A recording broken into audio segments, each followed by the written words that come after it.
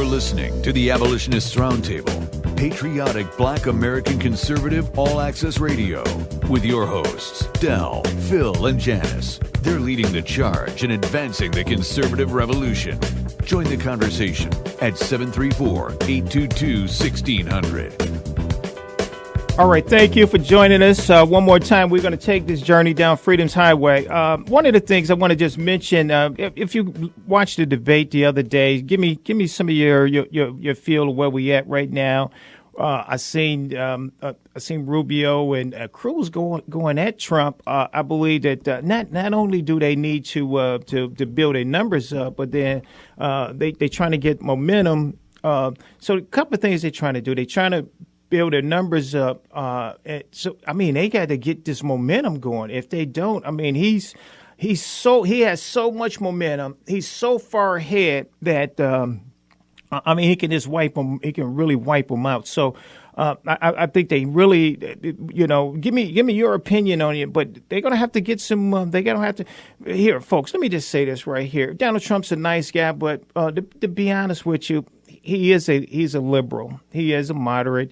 And one of the reasons why I remember years ago, a guy told me, he said, you can get in the Democrat line, and he said, you see how many people there is? It's a long line. Everybody in line to be a part of whatever the Democrats is doing. But he said, or you can change your philosophy, or adjust your philosophy, and you can go get in that line right there. On the Republican side, there's only a few people there, and so I see that that Donald Trump's seen an opportunity for his business. Absolutely, he agreed with our philosophy, with that model.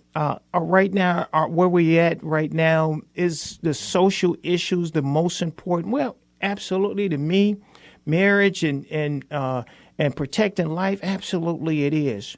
But folks, we owe $19 trillion, and eventually that bubble is going to burst. And when it bursts, people that want socialism, they're gonna be just like some of the people in all these other countries. They're gonna be sitting around waiting on government to bring to give them what they consider a right, water. Yeah, you can get water that's your right, and it'll look just like the water in Flint. Or you can pay for some water that somebody created a machine or machines or plants and filtered that water and cleaned that water and made that water so it's drinkable.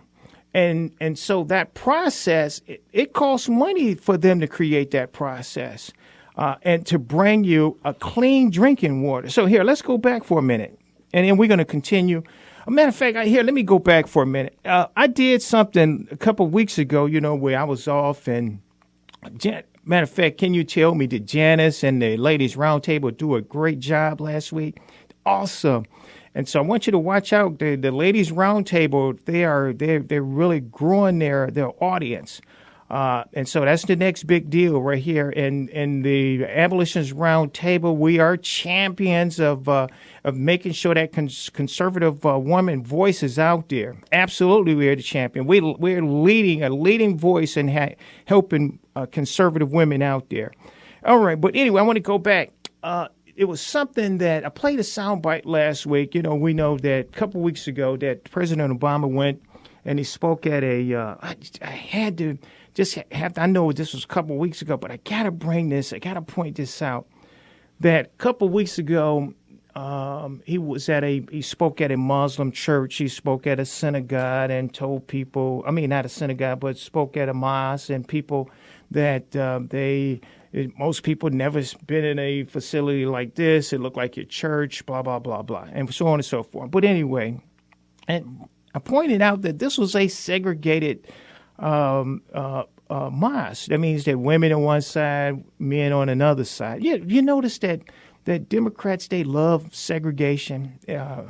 But that's a side note. But anyway, and so another thing that I wanted to point out is that he really want to point out that there are that that Islam is a religion of peace, folks, and we know that that is far from the truth. And I always hear that people that are Muslims say that Islam in America and Islam that's around the world, the radicals that's taken over the religion. We're talking about two different things that you can't combine the two. Well, let me just say this: if Christians were around the world burning and killing people in the name of Christianity, they would point the finger at American Christians and say, why you're not being more outspoken about this?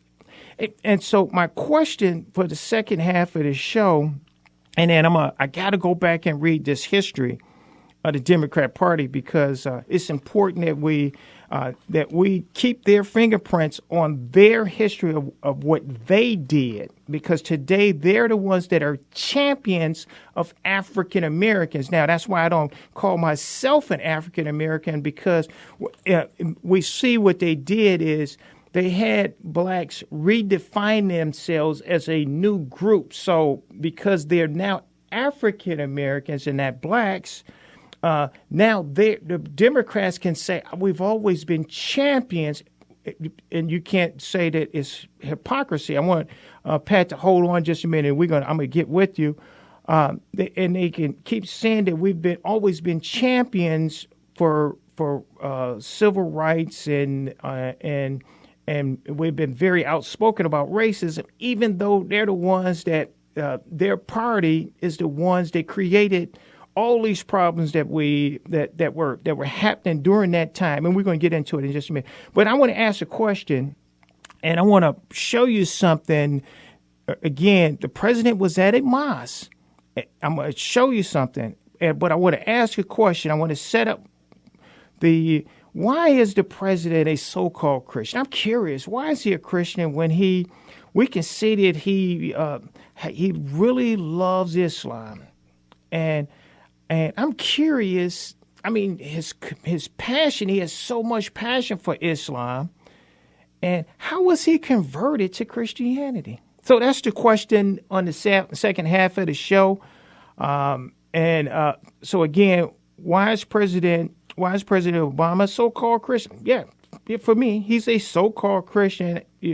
And we can see that that Christianity does not reflect his values. It does not reflect his values, but Islam reflects more of his values. And how did he get converted? I'm curious.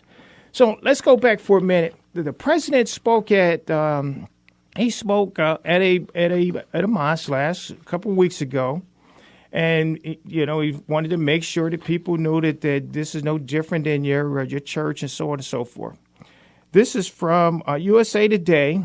It says, survivor claim Boko Haram burned kids alive. Now, this was happening at the same time. This happened like a day after the president. I'm sorry. This was happening the same week that he spoke at a mosque.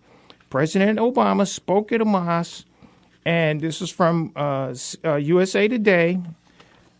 It was a guy that was hiding in a tree, and he witnessed the whole thing.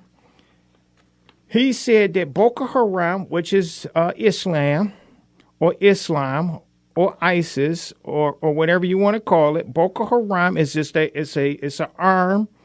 It's an arm, just like the Klan was an arm of the Democrat Party, and all these other groups, these auxiliary groups. Hillary is an arm of the Democrat Party. Joe Biden is an arm of the Democrat Party. That keep people oppressed and keep people manipulated. And so this is why it's important. So survivor claim Boko Haram burned kids alive in an attack that killed 86. Burned them alive. Folks, can you believe at the same time that the president was speaking at a mosque, this happened in Nigeria, 86 kids were burned alive by the religion of peace. By the religion of peace, children were burned alive. I have to bring this up. I have to talk about this right here. We all have to bring this up. We all have to bring this. We have to speak about it. We have to be outspoken about this, folks. That the religion of peace are murdering and burning and lynching and crucifying Christians around the world, and we have little to no nothing at all coming from a president, the president of the United States, not outspoken at all, don't say anything about it at all. And so I'm curious, please call me. If you call me at 734-822-1600, answer my question, please. Help me out. Why is he deaf, silence as a Christian about the brutal murders? I'm talking about the Democrat Party that say they love children, even though the supporters of Planned Parenthood, which that group that burned children in the mother's womb alive, and then throw, just like Gosnell, and then throw their bodies in a garbage disposal and turn it on and try to grind it up.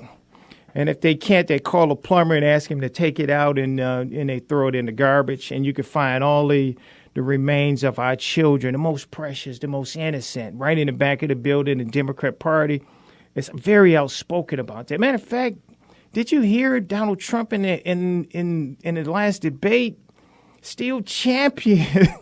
He's still champion Planned Parenthood, saying they do great things. Okay, so putting kids' bodies, little bitty, little innocent, never committed a crime, never stole anything, most innocent. But anyway, so why is this important that I brought up this particular place, Nigeria? Why is it that Nigeria is significant?